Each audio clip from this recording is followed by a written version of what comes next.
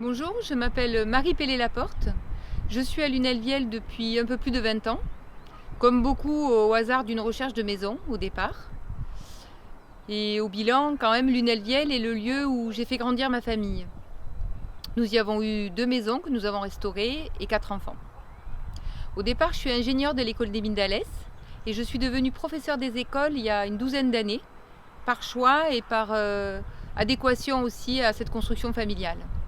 Tout au long de ce parcours, j'ai eu à cœur de m'investir dans la société civile, autour des enfants au départ, dans le tissu associatif et principalement avec les parents d'élèves.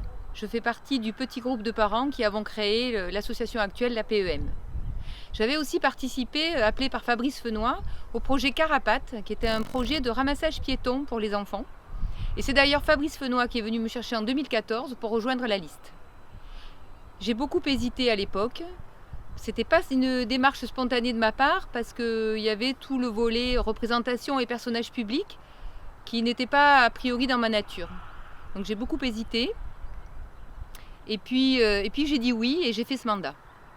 Pendant ces 6 années de mandat, j'ai été déléguée à la culture, au patrimoine et à l'urbanisme. Je ne savais pas trop par quel bout prendre ce travail, puisqu'au fond, je ne savais pas vraiment de quoi il en retournait. Ce qui est sûr, c'est que ce qui était clair pour moi, c'est que si j'y allais à fond, et que je me donnais les moyens de m'y accomplir et d'accomplir, et de me partager entre ma famille, mon métier et la mairie. Concernant la culture, j'avais pour mission de mettre en place une saison culturelle, c'est-à-dire orchestrer et mettre en musique une ambition politique et de conviction que la culture était source de vivre ensemble, de bienveillance et d'ouverture. Et donc il s'est agi de mettre en place et de créer des actes tout au long de l'année, autour de notre acte majeur qui est le festival Un piano sous les arbres. Ça va être des projets théâtre menés avec les écoles. Et au-delà de faire plaisir aux enfants et aux parents, c'était la conviction que faire vivre une vraie expérience culturelle aux enfants était une vraie gage d'ouverture à la culture. C'est une déclinaison de fête du patrimoine, de journée européenne du patrimoine. Et pendant 6 ans, mettre en place des dispositifs ludiques pour faire valoir notre patrimoine, à savoir le village et son château. C'est un cluedo, c'est une chasse au trésor, c'est des visites théâtralisées, c'est un marathon photo.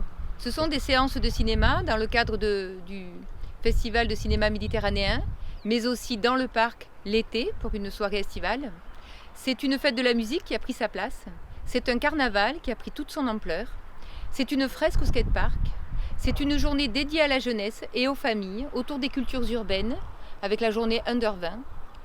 C'est aussi une bibliothèque qui, au-delà d'avoir permis son accessibilité en la déménageant et en la créant au rez-de-chaussée de l'ancienne école Jules Ferry, est aussi une volonté de créer un troisième lieu où toutes les raisons soient bonnes d'aller, qui soit support d'actes culturels, qui soit support de services et qui soit aussi support d'initiatives citoyennes. Donc au bilan, je crois que nous avons travaillé à cultiver la vitalité du village, au même titre que les associations, que les festivités, que les traditions. Bien sûr, tout ça a été fait avec la conjonction de beaucoup de moyens et de beaucoup de personnes, au-delà des équipes municipales, au-delà des moyens municipaux et d'une équipe de bénévoles hors pair. En urbanisme, le rôle de l'élu est beaucoup plus diffus, c'est quelque chose de beaucoup plus complexe et de beaucoup plus contraint. L'urbanisme, les lignes sont beaucoup plus difficiles à faire bouger et pour autant c'est une délégation qui m'a énormément intéressée et qui m'a amenée à en prendre toute la dimension. Parce que ça touche au cadre de vie, parce que ça touche à l'esthétique. Et je crois même pouvoir dire que le rôle de l'élu dans l'urbanisme résume et illustre assez bien le rôle de l'élu, à savoir trouver une alliance, proposer une alliance et faire vivre une alliance entre des projets d'ordre individuel et un projet collectif qui soit cohérent, qui soit périn et qui soit respectueux de l'intérêt général. Donc au bilan de ces 6 années, je crois que nous n'avons pas à rougir de ce bilan. C'est le bilan d'une équipe, à mon sens. Et à l'horizon des élections de 2020, je crois que la liste présentée par Fabrice Fenoy et Lunel-Viel Un Nouvel Élan est la liste qui est la meilleure équation pour le village, pour à la fois perpétuer cet élan et à la fois le renouveler. La liste qu'il rassemble est constituée à la fois de gens qui persévèrent et à la fois de gens nouveaux. Et je crois que c'est un gage de réussite pour l'avenir.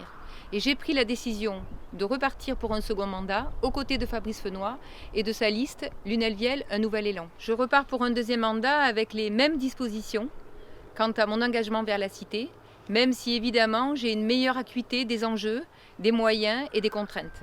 Ce qui me porte, ce sont les projets, les personnes avec qui on les fait, la maîtrise des moyens que l'on met en œuvre, avec un cap à ne jamais oublier qui est l'intérêt général.